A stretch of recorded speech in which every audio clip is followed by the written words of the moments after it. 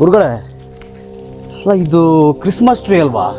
ಯಾಕಪ್ಪ Christmas tree ಅಂತೀಯ? ಇದಕ್ಕೆ ನೀನು ಹಿಂದೂಸ್ತಾನದವನು ಹೌದಾ? ಅಲ್ಲ, ಹಿಂದೂಸ್ತಾನದವರೇ, ಬಟ್ ಇದು ಕ್ರಿಸ್ಮಸ್ ಟ್ರೀ ಅಂತ ಹೇಳ್ತಾರೆ. ಅದಕ್ಕೆ ಕ್ರಿಸ್ಮಸ್ ಟ್ರೀ ಅಲ್ಲ ಇದು ಕ್ರಿಸ್ಮಸ್ನಲ್ಲಿ ಏನೋ ಅವರು ಒಂದು ಶೋಕಿಗೆ ಇಟ್ಟು ಪೂಜೆ ಮಾಡ್ತಾರಂತಂದೇಳಿ ಇದಕ್ಕೆ ಕ್ರಿಸ್ಮಸ್ ಟ್ರೀ ಅಂತ ಎಲ್ಲರೂ ನಮ್ಮ ಸನಾತನ ಧರ್ಮದವರು ಕೂಡ ಅಂತ ಇದ್ದಾರೆ. ತಪ್ಪು. ಅಲ್ಲ, ಇದು ನೀವು ಮಠದ ಮುಂದೆ ಹಾಕಿದಿರಲ್ಲ, ಅದಕ್ಕೆ ಕೇಳಿದೆ. ಇದರಲ್ಲಿ ಅತಿ ಪ್ರಬಲವಾದ ವಾಸ್ತು ದೋಷ ಪರಿಹಾರ ಗುಣಗಳಿದಾವೆ ಇದ್ರಲ್ಲ. ಹಾ, ವಾಸ್ತು ದೋಷ. ಹಾ, ಇದಕ್ಕೆ ಸಂಸ್ಕೃತದಲ್ಲಿ ಮೋರ್ಪಂಕಿ ಅಂತಾರೆ. ಇದಕ್ಕೆ ಮೋರ್ಪಂಕ್. ಹಾ, ಅಂದ್ರೆ ನಮ್ಮ ಕನ್ನಡದಲ್ಲಿ ಹೇಳ್ಬೇಕಂದ್ರೆ ಅದು ಅರ್ಥ ಮಾಡಿ ನವಿಲುಗರಿ ಗಿಡ ಅಂತ ಹೇಳಿ. ಹಾ, ಓ, ಇದು ನವಿಲುಗರಿ ತರ ಇದೆ ಅಂತ. ಹಾ, ನವಿಲುಗರ ಇರೋದ್ರ ಸಲುವಾಗಿ ನವಿಲುಗರಿ ಗಿಡ ಅಂತ ಕನ್ನಡದಾಗ ಅನ್ನೋದು ಇದಕ್ಕೆ. ಇದ್ರ ಮೂಲ ಹೆಸರು ಮೋರ್ಪಂಕ್. ಯಾಕಂದ್ರೆ ಇದು ನವಿಲುಗರಿ ತರನೇ ಕಂಡು ಬರ್ತದೆ. ಹೀಗಾಗಿ ಇದು ವಾಸ್ತು ದೋಷದಲ್ಲಿ ಅದ್ಭುತವಾದ ಕೆಲಸ ಮಾಡ್ತದೆ. ಇದು ನಾನು ಈ ಕಡೆ ಆ ಕಡೆ ಎರಡು ಕಡೆ ಹಾಕಿದ್ದೆ, ಆ ಕಡೆ ಗಿಡ ಹೋಗ್ಬಿಡ್ತು. ಇದು ಒಂದು ಬೆಳೀತಾ ಇದೆ. ಇದು ವಾಸ್ತು ಪ್ರತಿಯೊಬ್ಬರ ಮನೆ ಮುಂದೆ ಇರಲೇಬೇಕು. ಇದು ತುಂಬಾ ಶ್ರೇಷ್ಠ. ಇದ್ರಲ್ಲಿ ಏನಿದೆ ಅಲ್ಲ, ಪಾಸಿಟಿವ್ ಎನರ್ಜಿ ಇರ್ತದೆ ವಾಸ್ತುಗೆ. ಹಾ, ವಾಸ್ತುಗೆ ಪಾಸಿಟಿವ್ ಎನರ್ಜಿ ಇರ್ತದೆ. ಇದು ಇದ್ದ ಜಾಗದಲ್ಲಿ ದುಷ್ಟ ಶಕ್ತಿಗಳು, ನಕಾರಾತ್ಮಕ ಶಕ್ತಿಗಳು ಯಾವುದೋ ಸಂಚಾರ ಇರೋದಿಲ್ಲ. ಹೀಗಾಗಿ ಇದನ್ನ ಮನೆ ಮುಂದೆ ಮಾತ್ರ ಎರಡೂ ಕಡೆನೂ ಬೆಳೆಸಬೇಕು. ಅದನ್ನ ಏನಾದ್ರು ಈ ತರ ದಿಕ್ಕು, ಈ ತರದ ದಿಕ್ಕಲ್ಲಿ ಏನಿಲ್ಲ, ಮನೆ ಮುಂದೆ ಎರಡು ಕಡೆನೂ ಇರಬೇಕು. ಎರಡು ಕಡೆ ಹಾಕೋಬೇಕು. ಬಲಗಡೆ ಎಡಗಡೆ ಎರಡು ಗಿಡ ಎರಡು ಕಡೆ ಇರಬೇಕು. ಆ ನಂತರ ಏನಿದೆ ಅಲ್ಲ, ಇದ್ರ ಜೊತೆಗೆ ಇದು ಒಂದು ಬರ್ತದೆ. ಇದು ಅಲೋವೆರಾ. ಇದು ಅಲೋವೆರಾ. ನೀವು ಮತ್ತು ಇಂಗ್ಲಿಷ್ ನಲ್ಲೇ ಹೇಳ್ತೀರಾ. ಇದಕ್ಕೆ ಅಲೋವೆರಾ ಅನ್ನೋದಿಲ್ಲ, ಲೋಳೆ ಸರ ಅಂತಾರೆ ಇದಕ್ಕೆ. ನಮ್ಮ ಆಡು ಭಾಷೆಯಲ್ಲಿ ಲೋಳೆ ಸರ ಅಂತಾರೆ. ಇದರ ಮೂಲ ಹೆಸರು ಸಂಸ್ಕೃತದಲ್ಲಿ ಘೃತಕುಮಾರಿ. ಇದು ಯಂತ್ರ, ಮಂತ್ರ, ತಂತ್ರ, ಆಯುರ್ವೇದದಲ್ಲಿ ಎಲ್ಲದರಲ್ಲೂ ಕೆಲಸ ಮಾಡುತ್ತೆ. ಇವೆಲ್ಲ ಈ ಚಿನ್ನ, ಬಂಗಾರ ಕೆಲವು ಆಯುರ್ವೇದದಲ್ಲಿ ಮಾಡ್ತಾರಲ್ಲ, ಹಿಂದೆ ಋಷಿಮುನಿಗಳು ಮಾಡ್ತಿದ್ರು. ಈಗ ಮಾಡ್ತಕ್ಕಂಥವ್ರು ಯಾರು ಇಲ್ಲ. ಮತ್ತೆ ಈಗ ಮಾಡ್ತೀರಿ ಅನ್ನೋ ಕೇಳ್ಬೋದು ನೀವು. ಅದಕ್ಕೆ ನನ್ನ ಹತ್ರ ಉತ್ತರ ಇಲ್ಲ.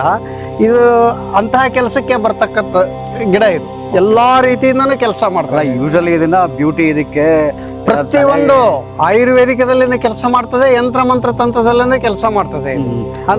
ಅದೇ ಚಿನ್ನ ಮಾಡೋಕೆ ಅತಿ ಉಪಯೋಗ ಮಾಡ್ತಿದ್ರು ಹಿಂದೆ ಇದನ್ನ ಋಷಿ ಮುನಿಗಳು ಹಿಂದಿನ ಕಾಲದಲ್ಲಿ.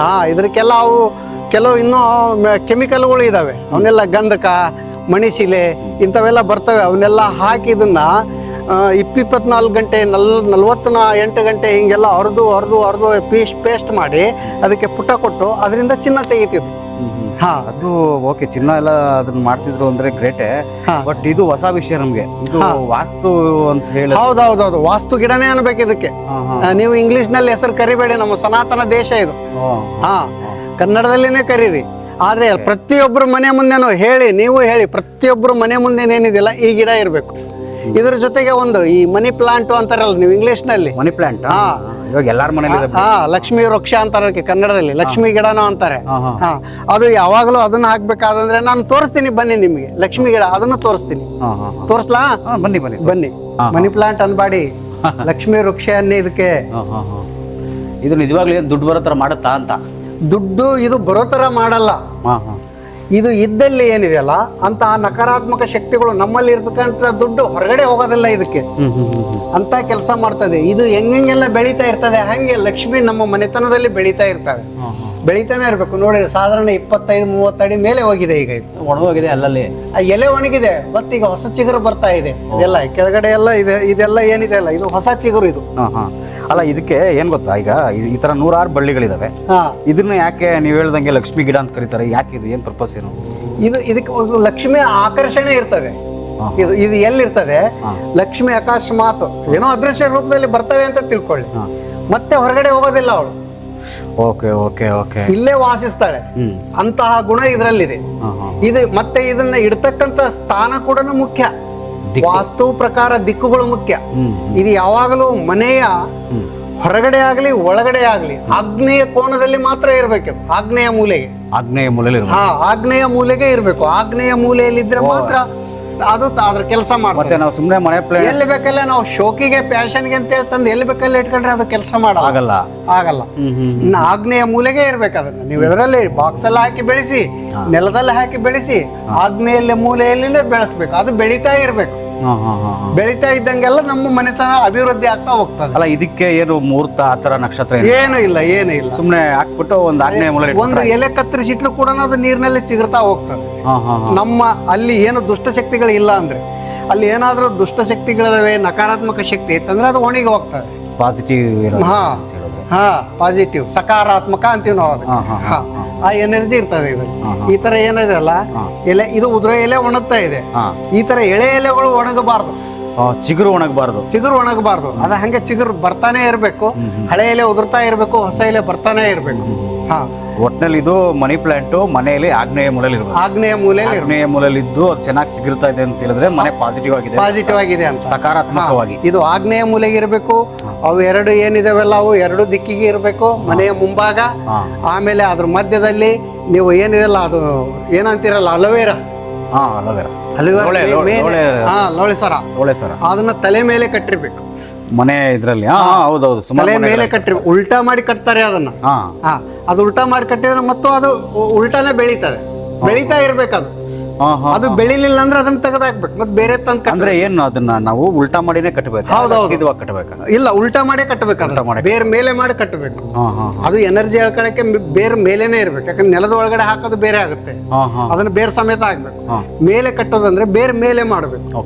ಪಂಚತತ್ವದ ನಿಸರ್ಗದ ಗಾಳಿ ನೀರು ಬೆಳಕನ್ನ ಎಳ್ಕೊಂಡಿರ್ತದೆ ಅದು. ಹಿಂಗಾಗಿ ಅದು ಮತ್ತೆ ಚಿಗುರ್ತಾ ಇರ್ಬೇಕು.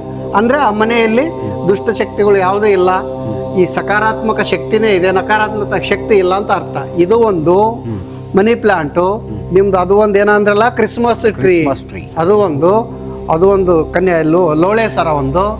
ಆಮೇಲೆ ತುಳಸಿ ಮಧ್ಯದಲ್ಲಿ ಇರ್ಬೇಕು. ತುಳಸಿ ಬಿಡಿ ಎಲ್ಲಾರ ಬಾಗಲ ಪಕ್ಕದಲ್ಲಿನೇ ಇರ್ಬೇಕು, ಎಲ್ಲಾರ ಮನೇಲೂ ತುಳಸಿ ಕಾಮನ್.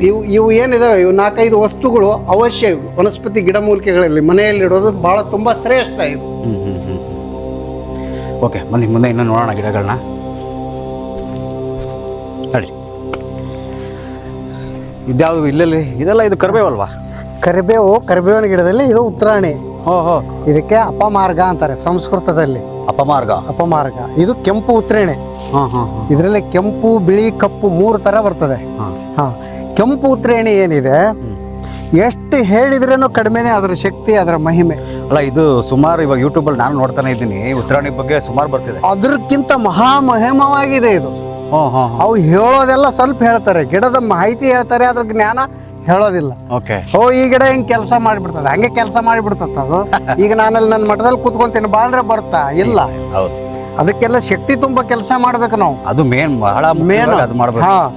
ಇದರಲ್ಲಿ ಸಂಪೂರ್ಣ ಜಗದ್ವಶೀಕರಣ ಶಕ್ತಿ ಇದೆ.